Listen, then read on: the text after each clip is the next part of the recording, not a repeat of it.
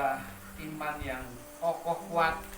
Sebelum beliau dibawa pulang, Tuhan, sempat kami dipertemukan Tuhan dalam keadaan sehat dan cerdas rohani Tuhan, sampai apa yang hamba ceritakan dia bisa ngikutin semua apa yang Tuhan nyatakan.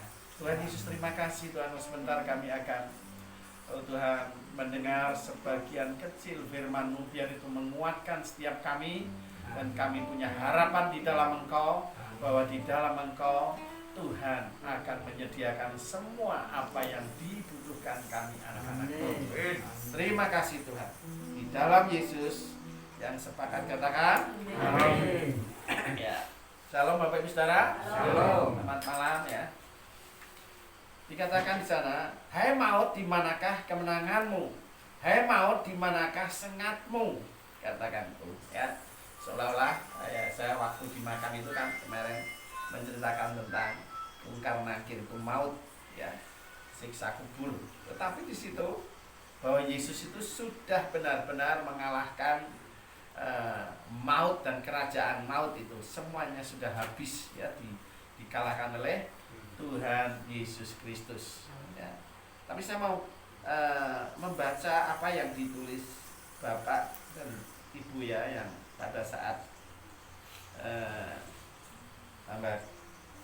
saya ketemu dengan Bapak dan Ibu Bati dan Pak Ipung ya, sebelum Pak Ipung datang dan Ibu Eni itu bagaimana sudah menjadi makanan pokok buat saya. Kalau begitu Tuhan itu nyuruh saya ke desa, saya akan berusaha, Tuhan mana-mana yang paling pokok, yang sangat membutuhkan Tuhan gitu ya. Lalu saya dibawa di keluarga ini, dan saya biasa Pak Bati menulis banyak ayat-ayat yang jadi kekuatan buat hidupnya ya. Itu sangat memberkati sekali buat orang-orang yang mengerti sebetulnya ya. Saya bersyukur sekali karena apa yang beliau tulis itu hampir sama dengan deklarasi-deklarasi yang Bahtera itu tulis. Dan saya ambil satu ya saudara, saya akan bacakan Renungan Hatiku itu ya, judulnya Renungan Hatiku itu Pak Asbad ini yang nulis, bener kan Pak ya, itu Renungan Hatiku. Saya benar-benar saya membaca ini malam itu, saya dengan membaca firman Tuhan, orang kalau punya pergaulan ya, punya hubungan dengan Sang Pencipta ya, walaupun mungkin nggak bisa mengkanvaskan atau menulis semacam Bapak ini, tetapi dari kehidupan rohnya itu kelihatan saudara. Amin. Amin. Ya. Saat ku bergumul dengan sakitku, dia ngomong ya, ku tak gentar, ku bawa kuasa Tuhan. Nah ini tidak main-main loh saudara, apa yang Pak Badi itu tulis. Saat ku bergumul dengan sakitku, dia pada waktu sakit dia menulis ini ya. Ku tak gentar, ku bawa kuasa Tuhan. Kuasa Tuhan itu kuasa kemenangannya, otoritas Tuhan. Ku bawa iman dan pengharapan ya. Ku bawa damai sukacita. Ku bergelut dengan pikiran ini. Nah ini saudara, ini pikiran ini nanti saya akan bahas sedikit ya tentang pikiran ini. Sungguh-sungguh kalau saudara nggak hati-hati, ini bisa kita itu nggak mencapai puncak destiny saudara. Benar ya, karena pikiran inilah yang bisa disesatkan oleh si ular tua saudara ya. Nanti saya sedikit akan menyinggung ini saudara ya. Ku bergelut dengan pikiran, namun ku tak menyerah ya. Namun ku tak menyerah. Ku acungkan tanda perang. Wah luar biasa nih ya kan. Pada waktu dia mengalami itu, dia mengangkat panjinya, panji kemenangan Tuhan Yesus. Pada ketakutanku ya, menghadapi maut itu. Pada waktu dia sakit itu menghadapi maut, peperangan roh itu saudara. Saya renungkan ini, saudara, dan saya benar-benar kita bersyukur kalau ada anak-anak Tuhan yang imannya mencapai, ya. Ini karena pergumulannya imannya hidup, ya.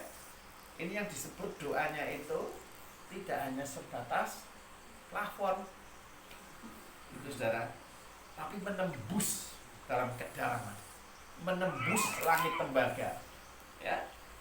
Dikatakan, namun ku tak menyerah, ku acungkan tanda perang pada ketakutanku, katakan pada jiwaku, pasti menang, tak ada yang dapat menghalangiku, ya, untuk berlari kepada Sang Pencipta, untuk berlari kepada Tuhan, ya. Tak ada yang dapat menghalangi aku. Membawa bendera kemenangan, nih panji kemenangan yang Tuhan bawa, dan kemuliaan Tuhan sampai selama-lamanya. Amin. Amin. Amin. Saya katakan ini, saudara, ini tercetus tuh, ditulis di kehidupan Bapak. Jadi dia karena ada sebuah pergumulan, ya, ada sebuah saudara, titik sampai dia mengalami titik nol ketakutan, tetapi dia ambil panji perang. Saya tidak akan pernah menyerah, ya kan? Karena memang kematian itu sudah dikalahkan oleh Yesus itu. Hai maut, dikatakan. Nah, ini kita sebagai pengikutnya kadang-kadang kan kayak waktu kita menghadapi depresi, menghadapi tekanan-tekanan, bahkan sakit penyakit, masalah, kadang-kadang kita nggak ambil perlengkapan perang, malah justru, aduh yuk, kamu nggak ngerti ya, saya punya nasib, ya kan? Rata-rata seperti itu, toh. Tetapi di sini saya bisa melihat, saudara, bahwa iman yang benar itu kayak gini, ya. Masalah bukan menjadi persoalan buat kita cari Tuhan. Sakit penyakit tidak menjadi kendala untuk dia kejar dan imannya terus kuat, saudara. Ya. Saya bersyukur, saya menjelang ibu itu dipanggil, mungkin 10 hari atau 2 minggu ya Pak, saya kesini ya. Itu masih gojek, masih ngomong, saya ngomong tentang firman ibu, iya, oke, ya, amin dan sebagainya. Nah itu, dan saya juga baca yang lain, itu saat aku bergumul dengan sakit penyakitku, aku juga berdoa buat istriku yang mengalami sakit juga, itu. Jadi apa ya, saudara, di sini kalau kita amati bahwa kehidupan kita itu begitu kompleks dengan persoalan demi persoalan. Tapi itulah yang dikatakan ujian demi ujian diberikan buat anak-anak Tuhan. Mestinya kita jangan cengeng, saudara, tapi timbullah seperti saudara, pahlawan yang bangkit dari kematian, seolah-olah seperti itu, saudara. Ya. Dari situ itu bukti bahwa beliau tetap imannya bisa mempertahankan dan bahkan sampai mengalami kemenangan. Ya. Sampai beliau menerima sebuah kesembuhan yang total, saya katakan, buat Bapak, ya, buat Ibu juga, ya. Ibu sembuh, bahkan sudah nggak konsumsi obat itu sudah lama ya Pak. Itu hasil pergumulannya. Itu tidak mudah. Orang yang punya sakit semacam itu sepanjang umurnya dokter harus mengatakan terus minum. Kalau tidak terus minum sampai itu akan gawat, ya kan? Tetapi beliau bergumul itu dari pergumulan hidupnya, dia mengalami kemenangan dan ibu juga mengalami pemulihan, ya.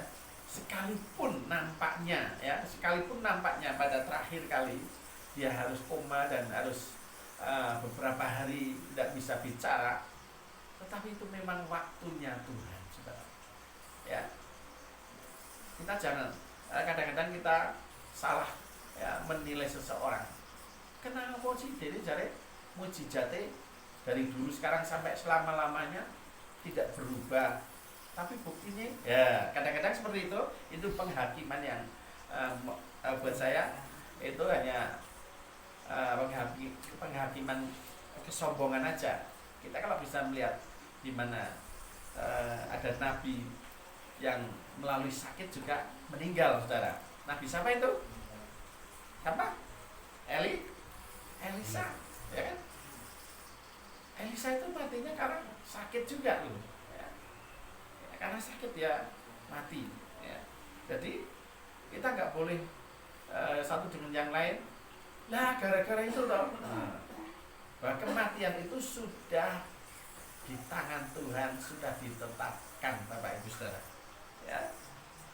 Dan dikatakan di dalam 1 Korintus 15 itu, tetapi yang benar ialah bahwa Kristus telah dibangkitkan dari antara orang mati sebagai yang sulung dari orang-orang yang telah meninggal.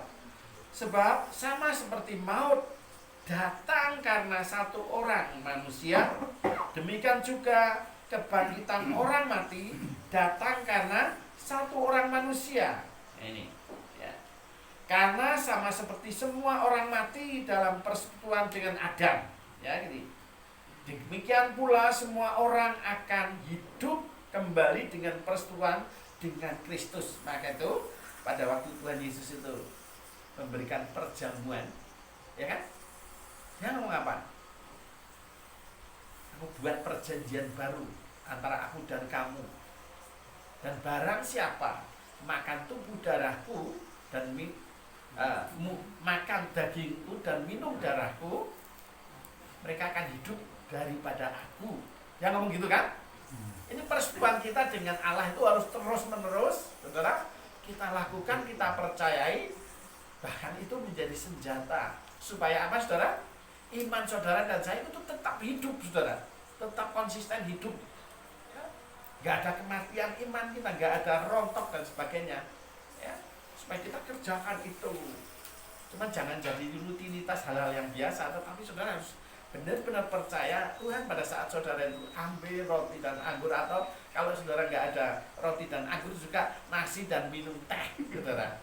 Nggak apa-apa gitu, itu benar. Kadang-kadang kalau di Timur Tengah kan anggur, gandum dan sebagainya kan. Kalau di Indonesia adanya pari, beras, ya kan. Diliwat aja, kita bawa ke Tuhan.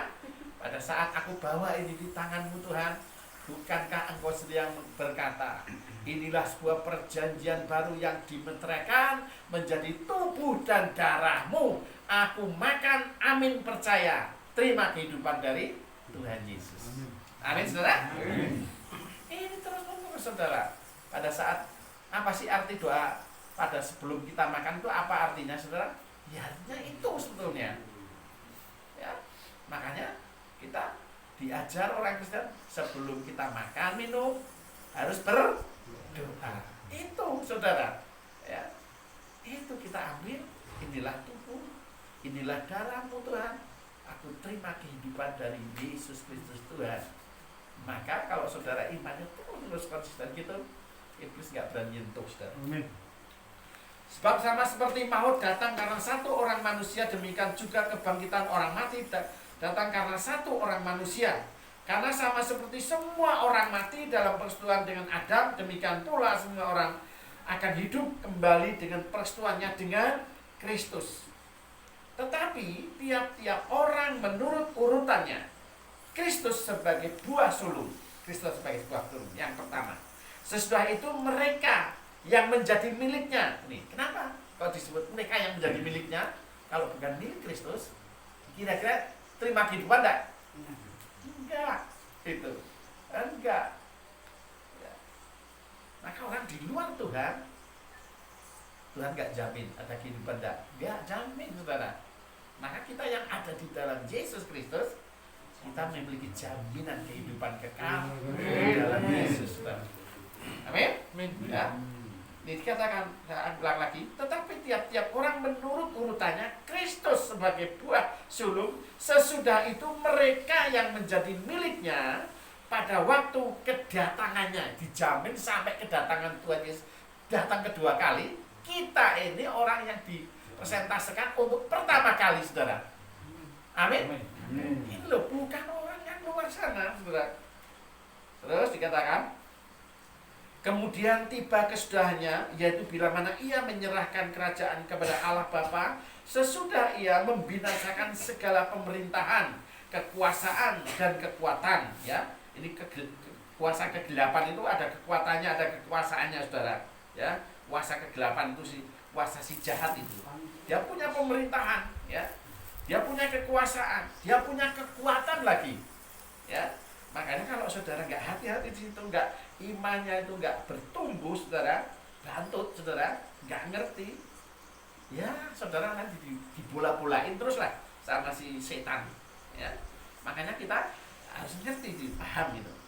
Karena ia harus memegang pemerintahan sebagai raja sampai Allah meletakkan semua musuhnya di bawah kakinya. Ya. Sampai Allah itu meletakkan, ya, semua musuh-musuhnya di bawah kaki Kristus. Nah, kalau kita ini sebagai anggota tubuh, berarti semua musuh-musuhnya Yesus ada di bawah telapak kaki kita, enggak? Iya. Ada. Apa yang ditulis Pak Badi itu benar, saya katakan. Benar, Pak. Itu timbul dari iman yang murni itu kayak gitu. Ya. Terus pelihara, Pak, sampai mencapai garis akhir. Iman itu terus dibina. Jangan sampai kendor. Apalagi dengan ibu sudah dibawa pulang, jangan engkau lemah, kata, ya, tapi lebih, ya, lebih lagi semangat, ya. Kedukaan itu hanya sementara, ya kan? Di dalam Yesaya, ya kan? Yesaya, coba kita akan buka Yesaya. Coba siapa yang sudah yang Yesaya 60 ayat 20. Ya, ini jadi penghiburan saya, jadi juga penghiburan Pak Badi, bahwa hanya sementara, ya. Kemarin sudah lewat, sekarang kita hidup dalam Tuhan. Ya. Yesaya 60 ayat 20. Ya, siapa tahu? Yesaya 60 ayat 20. Ya. Kemudian, bagimu akan ada matahari yang tidak pernah terbenam, dan bulan yang tidak surut. Sebab Tuhan akan menjadi penerang abadi bagimu. Amin. Hari-hari perkabunganmu akan berakhir. Hari-hari perkabunganmu akan berakhir. Amin. Amin. Amin. Katakan Pak Badi, hari-hari perkabungan saya saat ini sudah berakhir. Ngomong begitu, Pak? Oh ya, sangat bingung. Ini loh, Pak, ya. Hari-hari perkabungan, hari-hari kedukaan, saya cuma 3 hari. Ya, saya cuma 3 hari. Ya, 3 hari sebelum itu saya buka lemari, kadang mau salin itu, perinding, waduh rasanya, yes. Bener loh, bener gak kira-kira? Bener lah. Itu orang yang sudah dipersatukan itu kayak gitu, ya kan? Perasaan rohnya itu, ya, melekat. Tapi kalau kita berani bahwa mempercayai kebenaran firman Tuhan, dan firman Tuhan itu benar-benar digenapi, kita harus ngomong apa yang Tuhan ngomong, hari-hari perkabunganku sudah berakhir, putus dalam nama Yesus. Itu putus. Amin, Pak? Amin. Ya, lakukan itu, Pak. Itu ada tambahan iman supaya Bapak jangan berlarut-larut dalam kedukaan, dalam perkabungan. Ya, saya sering tetap saya tak longo itu di pemakaman sampai saya dandani sama tukang-tukang sendiri, saya tak tungguin gitu. Ya, itu sampai selesai. Dan di situ cuma 3 hari itu saya ngomong. Biasanya kalau hari kedukaan kan pada zaman-zaman dahulu 40 hari kan. 40 hari toh? 3 hari berarti pada waktu Yesus mati 3 hari. Ya kan? 3 hari bangkit loh. Itu malah saya tidak ngitung loh, ya kan? Tapi ini keluar nih. Kenapa sih? Sudah bangkit kok. Ya kan? Bangkit, kita kemenangannya diberikan buat kita.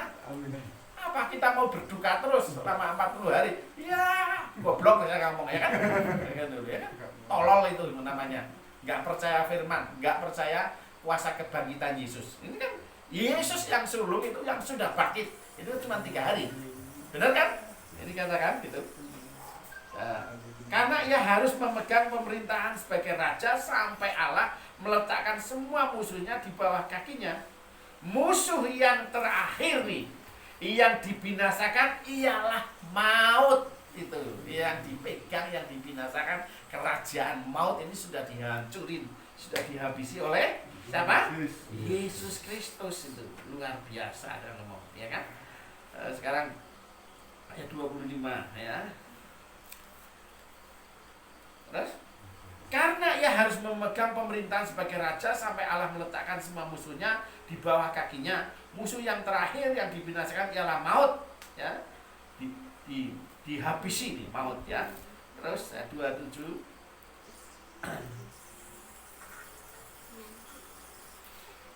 ngomong gini.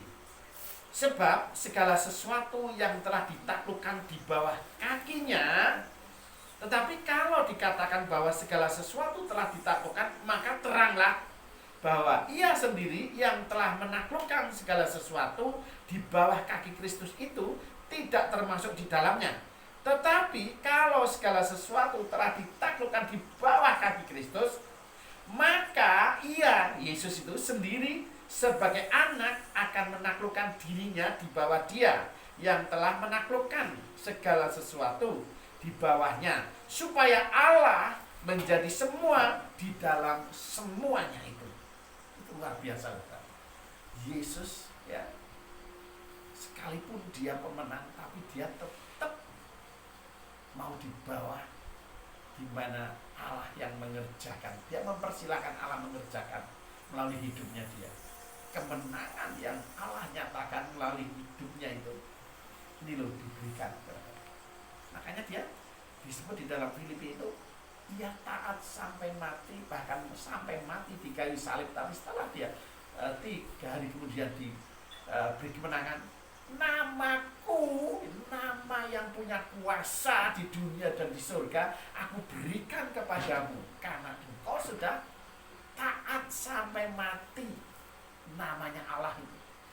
Jadi pada waktu zaman dahulu, Allah itu, orang-orang itu nggak bisa menyebut Allah itu sing koyo apa gitu. Nah, sekarang dalam perjanjian baru melalui Yesus Kristus, nama Allah Bapa itu, yaitu namanya siapa? Yesus Kristus Tuhan. Orang yang diurapi dari yang maha tinggi. Itu Allah sendiri sebetulnya. Ya, itu harus kita ngerti itu situ. Ya. Nah, kenapa kalau kita imannya harus mencapai kelas-kelas itu? Saya katakan kalau ini, saya ngomong Pak Badi ini dalam pergumulan hidupnya. Bapak putranya berapa, Pak? 4 ya. Ini sudah gede-gede semua ya. Nomor 1 yang ini 1, yang 2 interaksi jadi Firman di Sandi, ya. Yang 3 adalah kita yang Mas Budi yang terakhir. Ya. Yang terakhir itu adalah Gunawan. Nah, di situ ya. Ini semua ada di sini ya? Ada. Ada. Ya, puji Tuhan. Ini teladan Bapak ini saya ngomong, Bapak imannya itu sudah kelas iman SMA. Ngerti gak iman SMA? Apa, Car? Hah? Punya kelas iman SMA. Sadrak, Mesak, Abednego. Ya kan? Itu sahabatnya Daniel. Kenapa saya ngomong begitu? Dia sampai bisa menulis pergumulannya itu. Bahkan membawa ibu itu sampai waras. Dirinya juga sampai bergas waras. Ini saya katakan, kalau orang nggak mencapai iman itu, nggak mungkin dia akan mengalami mujizat. Kalau dulu pakai kacamata, dulu juga sudah lupa-lupaan ya, Pak. Itu. Begitu dia mengalami mujizat kesembuhan, walaupun itu melalui dokter, ya kan? Tetapi 100% dari Tuhan Yesus. Amin. Amin. Ya kan? Karena ada sebuah hubungan, sebuah pergumulan, dia terus berdoa sama Tuhan. Ya. Jadi jangan sampai kita itu dimencengi iman itu oleh penyesatan. Iman yang benar seperti apa yang Bapak Bandi ini teladan ini sudah saya katakan, kita nggak usah belajar dengan orang-orang tertentu lah, di orang sendiri aja sampai seperti ini. Saya ngomong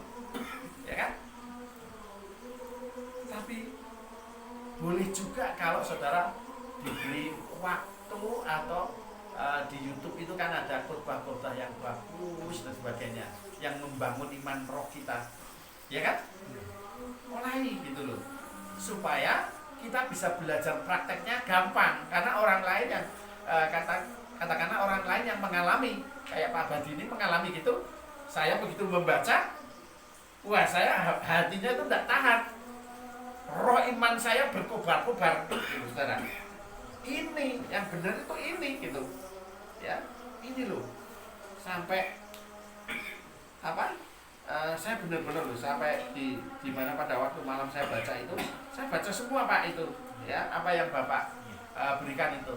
Hanya 2 itu yang saya itu pada waktu Bapak mendoakan ibu, ya berhubungan dengan ibu, Bapak lagi sakit tapi Bapak terus menerus ibu juga dibawa, itu kan, itu luar biasa saya katakan, ya itu saya katakan tidak mudah untuk mempertahankan iman seperti itu, ya karena kita ngerti ya, orang kalau dalam kondisi sakit, kondisi kejepit ya saudara, kemurnian pengiringan kita akan Tuhan itu kelihatan, bersandar di mana dia kelihatan, ya kan? Lu kok bisa Pak Joko? Bisa nih ya kan, kita harus apa ya, coba kita belajar di Alkitab itu ya. Sekarang saya buka di dalam Matius 11 ya, Matius 11 ayat kedua nih ya. Ini salah satu bukti nih. Di dalam penjara Yohanes mendengar tentang pekerjaan Kristus. Nih, di dalam penjara Yohanes Pembaptis ini mendengar tentang pekerjaan Kristus. Nah, apa tuh pekerjaan yang Yesus Kristus kerjakan? Hampir sama seperti kayak Yohanes Pembaptis. Itu bertobat kamu, bertobat, berikanlah dirimu diperdamaikan dengan Allah. Gitu kan? Tuhan Yesus kamu gitu kan? Gitu. Dan juga dia membaptis juga seperti kayak Yohanes Pembaptis, membaptis juga orang-orang. Betul nggak kira-kira? Tetapi di situ saudara, Yohanes dengar pada waktu dia ada di dalam penjara, dia dengar itu. Lalu apa reaksinya? Ayat 3. Lalu ia menyuruh murid-muridnya bertanya kepadanya, engkaukah yang akan datang itu atau haruskah kami menantikan orang lain? Coba saudara bisa renungkan perkataan Yohanes ini perkataan guyon atau perkataan orang depresi? Atau perkataan ejekan kira-kira? Wong dia itu jelas-jelas dia tuh yang membaptis Yesus toh. Bahkan yang dengar kupingnya langsung dengar apa kata-kata Allah, inilah anak yang kukasihi, kepadanya lah aku berkenan. Lalu burung merpati itu turun kan? Yang lihat siapa itu? Yohanes Pembaptis. Nah ini saya ngomong, dia ngomong kayak gitu kira-kira ngejek atau apa ini? Suruhan sama anak buahnya.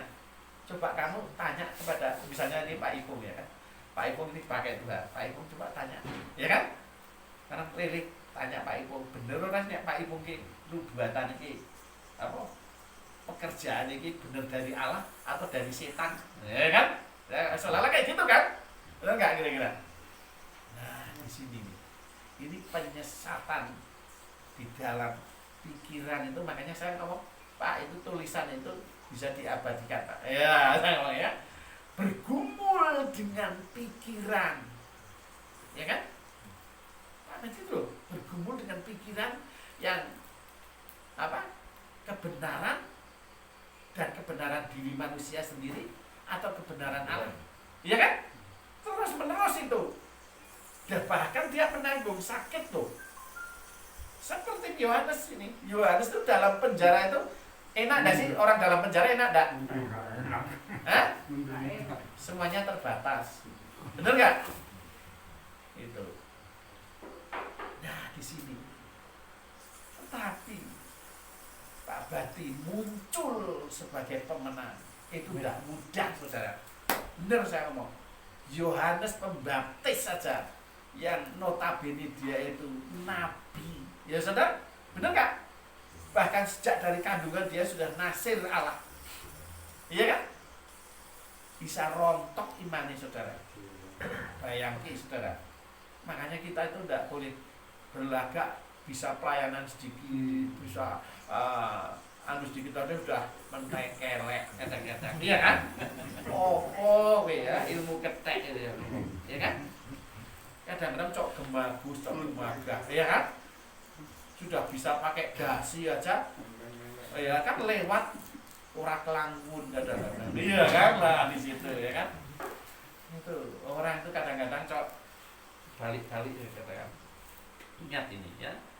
Lalu menyuruh murid-muridnya bertanya engkaukah yang akan datang itu atau haruskah aku menantikan orang lain? Lalu Yesus menjawab mereka, pergilah katakanlah kepada Yohanes apa yang kamu dengar dan kamu lihat. Dekat. Apa yang kamu dengar dan kamu lihat nih ya? Dikatakan orang buta melihat, orang lumpuh berjalan, orang kusta menjadi tahir, orang tuli mendengar, orang mati dibangkitkan, dan kepada orang miskin diberitakan kabar baik. Gak dikasih duit nih kalau zaman Yesus, orang miskin gak kasih duit, malah diberitakan kabar baik supaya tidak jadi miskin, supaya miskinannya itu dipatahkan, dirontokkan, ya, diberitakan kabar baik itu maksudnya supaya dimerdekakan dari kutuk kemiskinan gitu loh maksudnya, ya kan? Kan dikasih kalau zaman sekarang kejar orang miskin, kasih sembako, kasih ini berita tentang kebenarannya carry, iya kan? Yang benar yang mana kira-kira? Ayo, iya kan?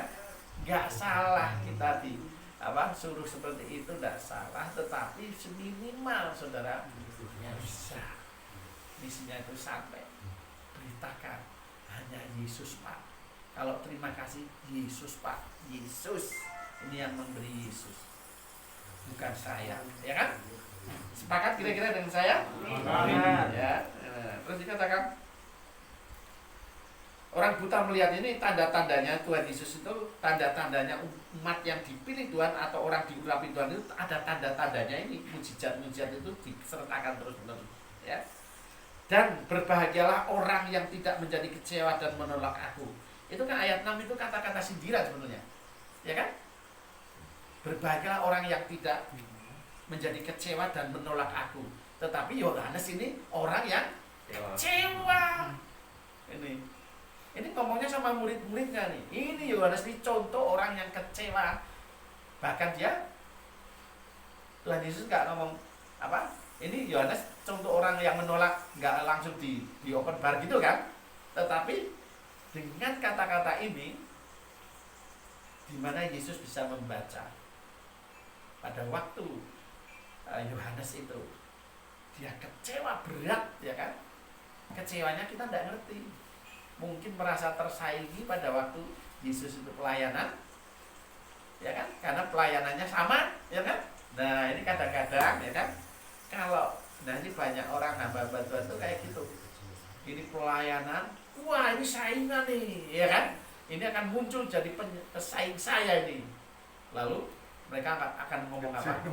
Ya mereka akan ngomong apa? Kalau dia melihat mujizat-mujizat, ngomong, "Ai sesat, era bener," iya kan?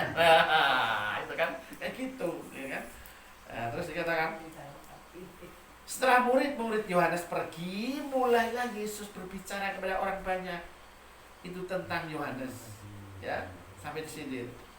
Dikatakan seperti itu, ya. Untuk apakah kamu pergi ke padang gurun melihat buluh yang digoyangkan angin kian kemari? Atau untuk apakah kamu pergi melihat orang yang berpakaian halus? Orang yang berpakaian halus itu tempatnya di istana raja. Jadi untuk apakah kamu pergi melihat nabi? Benar, aku berkata kepadamu, bahkan lebih daripada nabi, ini ya, lebih daripada nabi. Siapa itu? Itu menunjukkan dirinya, tetapi dia enggak, ini aku loh lebih daripada nabi, enggak loh. Tuhan Yesus itu punya kerendahan hati luar biasa, ya, enggak seperti kayak kita orang ini, ya kan? Kita baru karunia nabi aja kadang-kadang udah sok-sokan gitu, ya. Katakan seperti itu. Jadi apakah kamu pergi melihat nabi? Benar, aku akan berkata padamu bahkan lebih daripada nabi. Karena tentang dia ada tertulis, ya kan? Tentang dia itu ada tertulis, tentang Yohanes Pembaptis itu sudah ada tertulis loh. Ini ayat 10. Ya. lihat, aku menyuruh utusanku mendahului engkau. Ia akan mempersiapkan jalanmu di hadapanmu. Ini Allah berfirman loh, ya kan? Allah berfirman sebelum Tuhan Yesus itu datang, ya kan? Dia sudah berfirman mengenai dirinya siapa? Yohanes Pembaptis. Bahwa ini orang akan mempersiapkan jalan-jalannya Tuhan, ya kan? Bahkan sampai dikatakan seperti ini, ya. Aku berkata kepadamu, sesungguhnya di antara mereka yang dilahirkan oleh perempuan tidak pernah tampil seorang yang lebih besar daripada Yohanes Pembaptis. Namun yang terkecil dalam kerajaan surga lebih besar daripadanya. Ini saya ngomong nih. Ini Tuhan Yesus tahu enggak semua nabi-nabi dari dahulu sampai tampilnya Yohanes? Tahu enggak kira-kira? Tahu, wong dia itu Allah sendiri. Dia yang mengutus nabi-nabinya. Dia yang ngomong, ya saudara. Dia yang ngomong bahwa seluruh nabi-nabi yang ada di muka bumi ini ya, tidak ada yang lebih besar daripada Yohanes itu. Berarti dia adalah seperti kayak Petrus, leadernya Rasul, ya kan? Dia leadernya nabi-nabi. Ini dikatakan sejak tampilnya Yohanes Pembaptis hingga sekarang kerajaan surga diserong dan orang yang menyerangnya mencoba menguasainya. Ya, makanya kita harus hati-hati ya. Kita bergereja pun kita harus hati-hati, ya kan? Kalau enggak Alkitab benar-benar kita bisa terkecoh loh, ya kan? Apalagi kok kehidupan sang pemimpin itu keluar dari jalur kebenaran firman Tuhan. Waduh, itu ngeri kan ngomong. Wong nabi aja bisa disesatkan, ya kan? Sebab semua nabi dan kitab Taurat bernubuat hingga tampilnya Yohanes. Hingga tampilnya Yohanes Pembaptis. Terus 18 ini ya. Saya akan baca terus di sini. Nah, karena Yohanes datang, ia tidak makan dan tidak minum. Dan mereka berkata, ia kerasukan setan. Ini yang ngomong seperti ini siapa? Ahli Taurat dan orang-orang Saduki. Oh, ini pemuka-pemuka agama. Ya kan? Dia ngomong apa? Edan kayak Yohanes Pembaptis itu edan, wong edan. Gitu loh, ya kan? Itu. Bahkan dia saking dia getolnya, saudara, dia enggak hidup secara duniawi yang saudara tadi hidup, saudara. Dia sampai apa, saudara? Bisa rela makanannya apa, saudara? Belalang dan madu hutan. Dan kehidupan sehari-harinya cuma di padang gurun. Dia berseru-seru, berkuar-kuar. Bertobat kamu, berikanlah dirimu dibaptis. Bahkan sampai menegur Herodes, ya kan?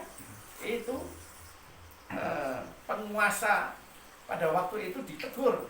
Dia berani menegur orang-orang itu pemungut cukai atau orang-orang jenderal-jenderal perangnya. Cukupkan dirimu dengan gajimu, bertobat kamu, jangan mengambil kesempatan dalam kesempitan, gitu kan? Iya kan? Itu Yohanes Pembaptis loh. Itu benar-benar radikal. Bahkan dia saking radikalnya untuk dirinya sendiri. Dia nggak mau bergaul dengan orang-orang tertentu. Dia menghususkan dirinya, bahkan makanan enak pun nggak disentuh, saudara. Iya kan? Saudara sedikit membayangkan itu. Kalau itu zaman sekarang, kira-kira gimana, saudara? Orang ini betapa kudus, betapa radikalnya, betapa hebatnya, ya kan? Mungkin orang yang mengerti rencana Allah melalui hidupnya, banyak orang akan menjadi pengikutnya, ya kan? Karena ini orang benar-benar ilmuannya itu bisa mumpuni gitu loh, saudara, ya kan? Sampai dia benar-benar berani kayak gitu. Tapi sekalipun kayak gitu, saudara, masih ada pahit itu, saudara. pahit kok sama orang yang diurapi, saya katakan. Ini saya ngomong nih, Yesus itu kan orang diurapi toh. Kenapa sih aku dalam penjara kok Yesus gak mengunjungi aku? Seolah-olah kayak gitu kan? Pahit dia di sana. Begitu dia pahit dengan orang yang diurapi, apa saudara? Seret, penggal langsung, yes. Benar? Mati martir dia. Memang martir itu kelasnya tinggi, saudara, di hadapan Bapa, ya, punya upah yang luar biasa. Tetapi buat kita, saudara, sekalipun kita dipakai Tuhan, jangan sekali-sekali kita itu iri dengan orang lain. Amin. Ya, jangan sekali-kali iri, apalagi sakit hati dengan orang yang diurapi, yang dipakai Tuhan, saudara. Harganya mahal. Yohanes Pembaptis dipotong itu sampai kepalanya dibawa di dalam itu, ya kan? Benar kan? Sekarang ya, kita melihat coba ya, Matius juga 16.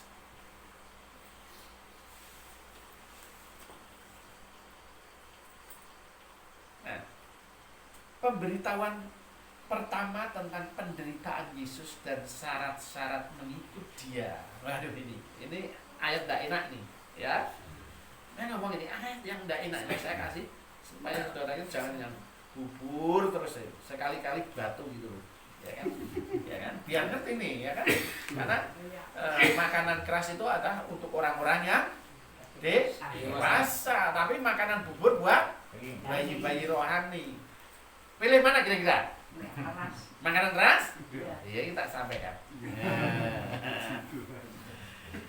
Sejak waktu itu Yesus mulai menyatakan kepada murid-muridnya bahwa ia harus pergi ke Yerusalem dan menanggung banyak penderitaan dari pihak tua-tua, imam-imam kepala, dan ahli-ahli Taurat nih.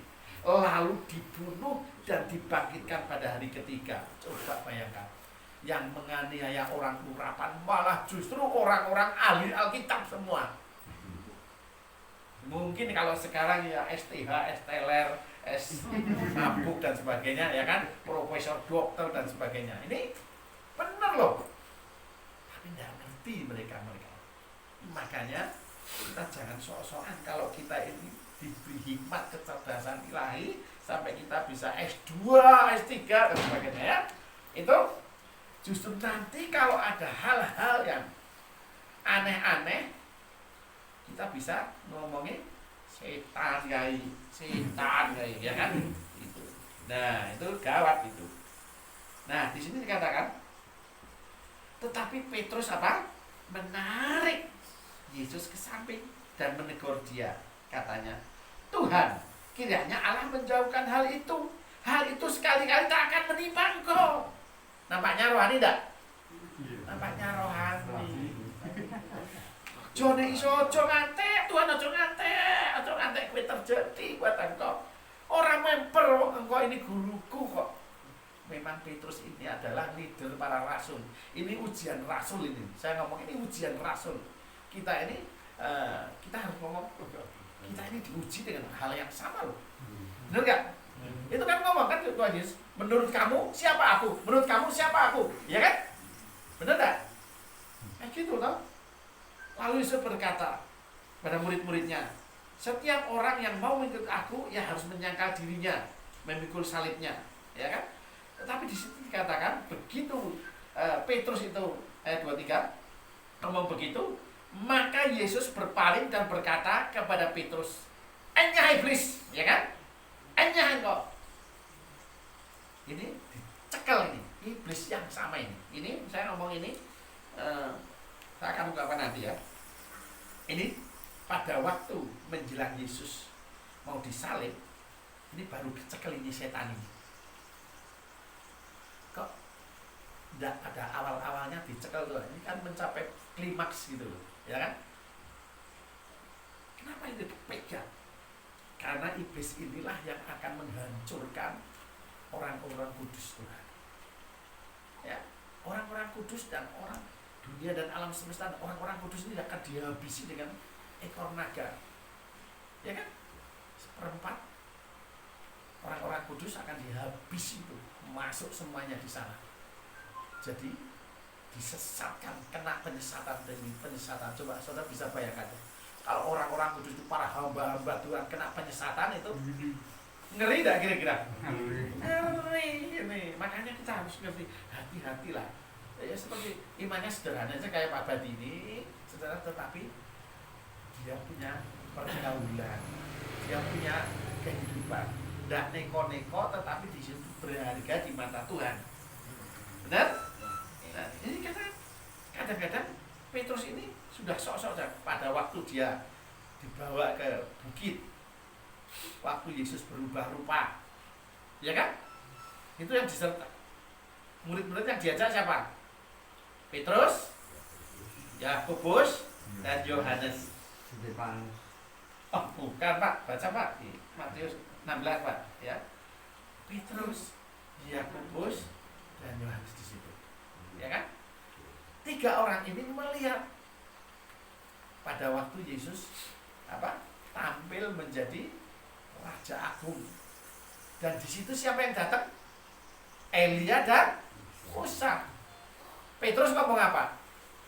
Izinkan Tuhan, aku mendirikan kemah, 1 untuk Musa, 1 untuk Elia, 1 untuk engkau.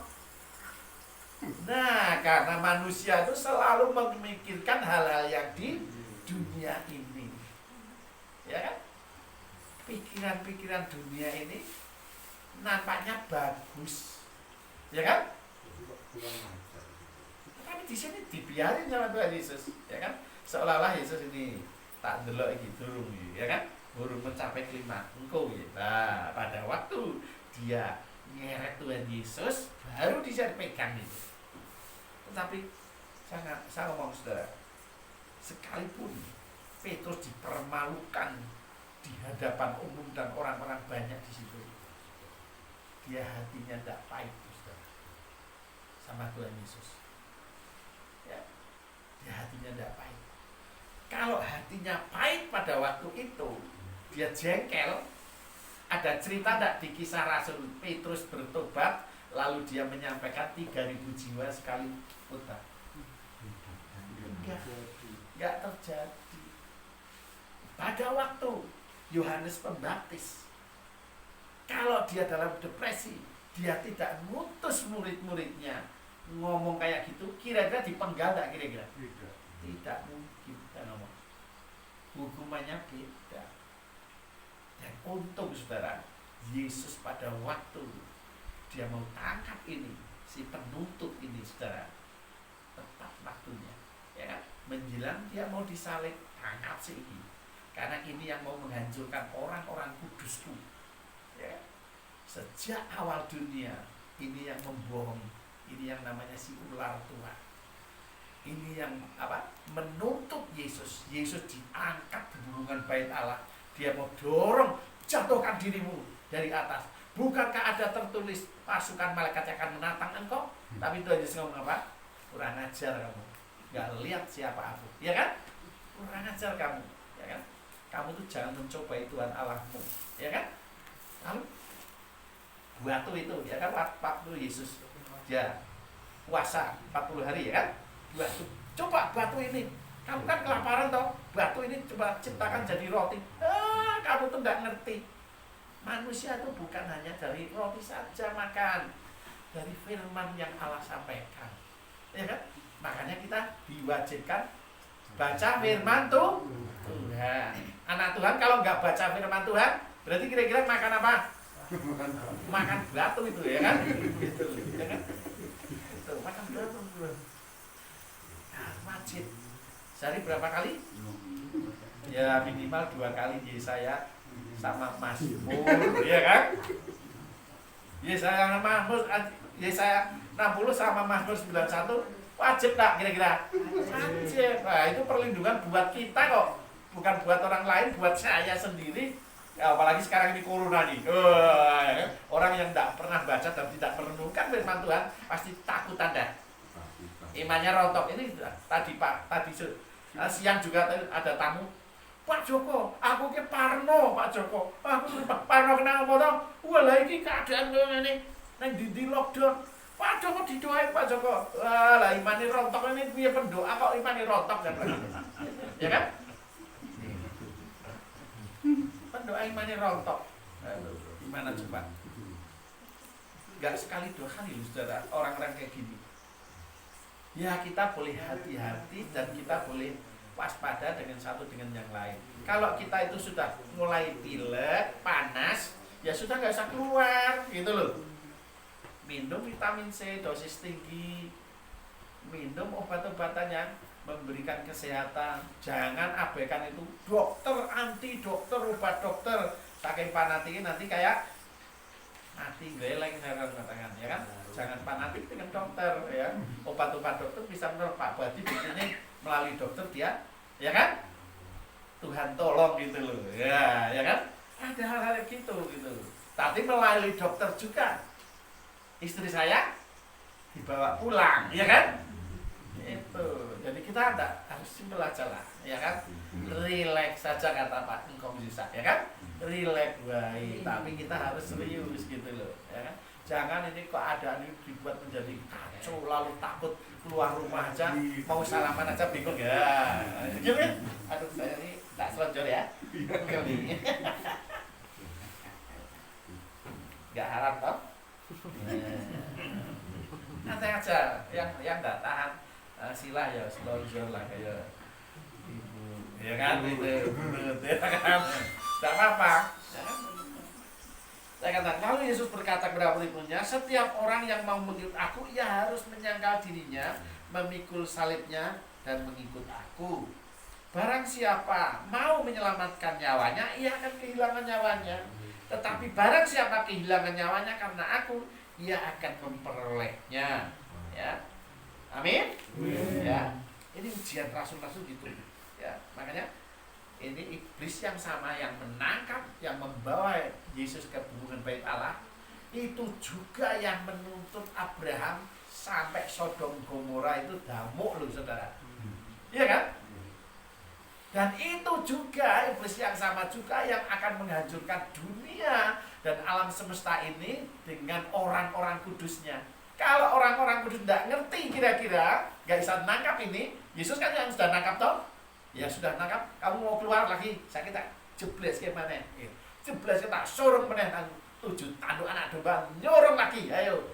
Tidak bisa keluar sebelum waktunya, sebelum kau dihakimi kau nggak boleh keluar ya. Kita diberi kuasa itu loh saudara. Amin. Mau yang percaya gitu loh. Yes. Amin Tuhan. Itu gue aku Tuhan. Iblis kok nggak boleh muncul. Ya kan begitu ada muncul sedikit aja, misalnya waktu kemarin tuh, waktu sebelum Pak Jokowi naik ya, khilafah ya kan, seolah-olah kan mau meninggikan tanduknya begitu rupa. Lalu kita apa? Berdoa, hancur lalu, hancur lebur, bubar, gepeng lah, gepeng tenan kan? Ya, sekarang yang lain lagi toh, kemarin ada apa lagi? Anarko, wah, ya kan? Ya, habis lagi. Terus Cina waktu mau ngeplok Indonesia, ya kan? Ya, pulau apa itu, ya kan? Lalu kira kepur dia dengan doa ya kan, panggil malaikat, selesai dah, selesai. Ya, sekarang ini yang lagi tanduknya muncul apa? Amerika sama Cina kan? Kita ngomong ini tanduk orang fasik harus dihancurkan dalam nama Yesus gitu. Karena dalam nama Yesus itu punya kuasa di dunia dan di surga. Alam semesta ini kuasanya harus dihabisi enggak? Kuasa kegelapan. Iya. Melalui siapa kira-kira? Saudara dan saya. Makanya kita harus ngerti paham gitu loh. Oh iya ya. Peperangan kita itu bukan melawan darah dan daging, saya nggak melawan Pak Ipo, nggak melawan Pak Mary, tapi melawan spiritnya gitu. Kalau Pak Ipo nanti penyesatan, saya tinggal berdoa. Demi nama Yesus ini penyesatan yang membuat Pak Ipo marah. Cekel, ya kan? Ya kamu ya roh kemarahan. Ya. Sekarang sudah jadi lemah lembut. Amin.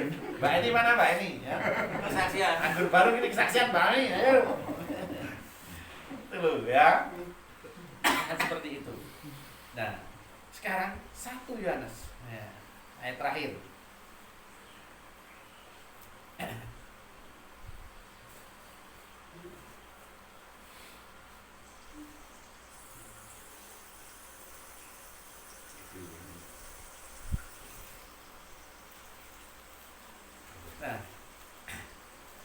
Kita semua sudah dilahirkan kembali dalam roh.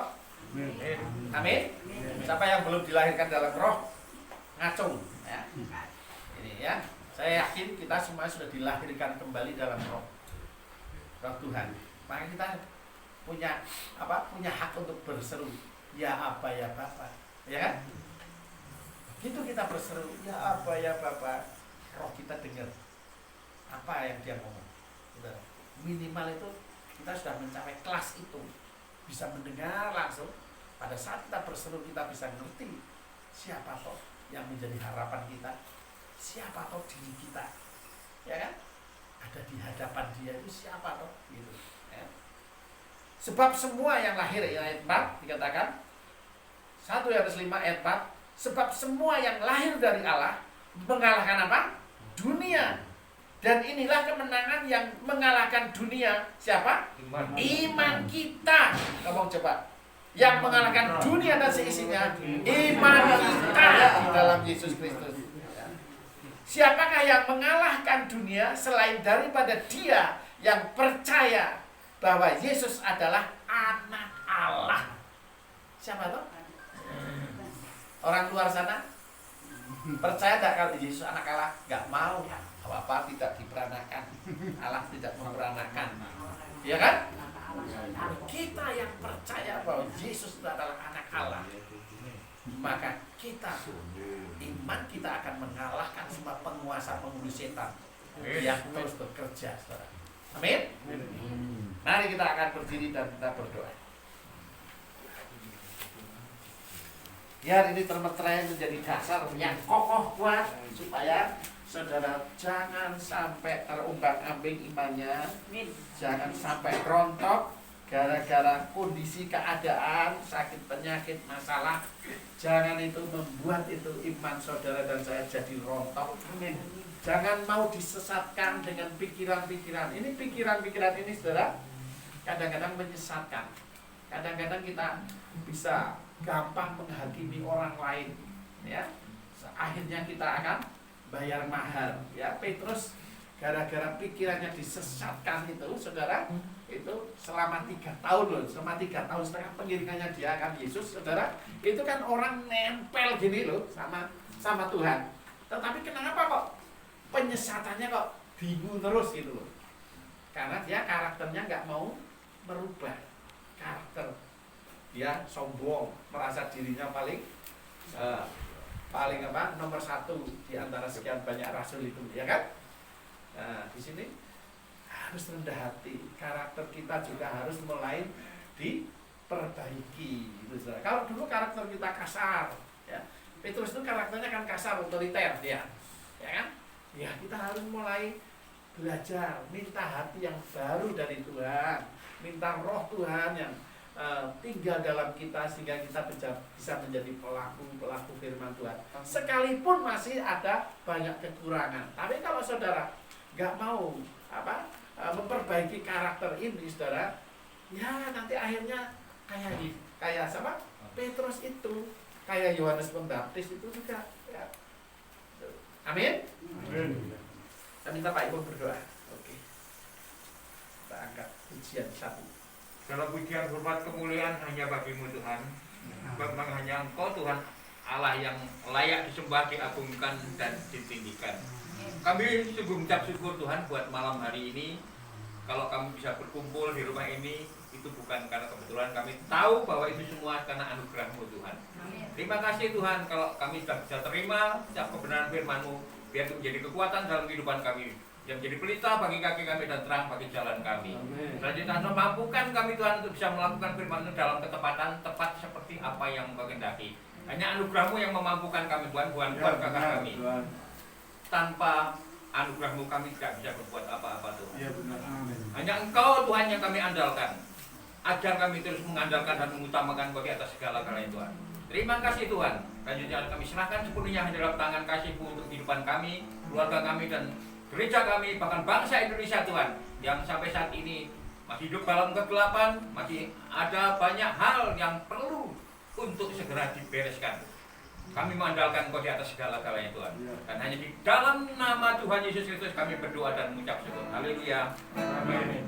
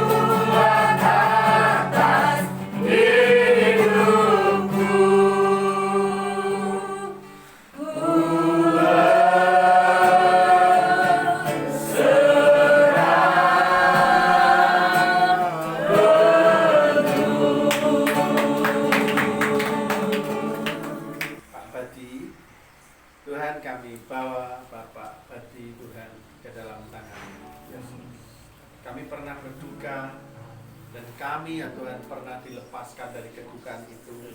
Saat ini Tuhan, Engkau juga yang melepaskan Bapak Badi dari kedukaan yang gitu rupa Tuhan. Kami percaya semua roh perkabungan, roh-roh ya Tuhan yang membuat yang kecewa dan sebagainya Tuhan.